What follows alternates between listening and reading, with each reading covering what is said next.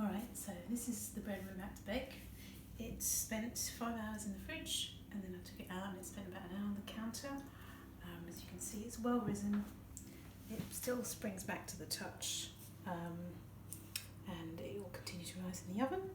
So what I'm going to do is I'm going to invert it on this board and then place it in a hot pan that's been heating in the oven. So the Dutch oven style pan has been in there preheating with the oven at 250 degrees. That's English Celsius.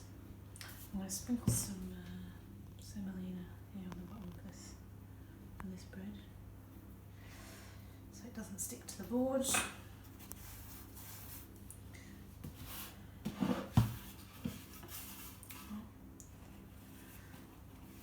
Invert it like that, and I'm going to get my pan out.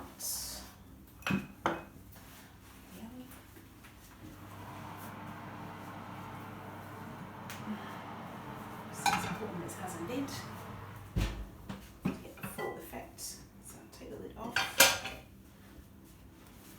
Now I take this belt off, hopefully, and they're not stuck. Oh, phew, it's not stuck. We need to score our bread. I'm just going for a simple oblique style slash here. You want a nice sharp knife. I didn't sharpen my knife, but I think we can make it work. So I then lift it up and plop it into the pan.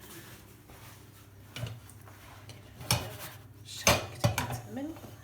Put the lid back on and put it right back in the oven. It's going to bake in there for 40 minutes inside the pot at 250.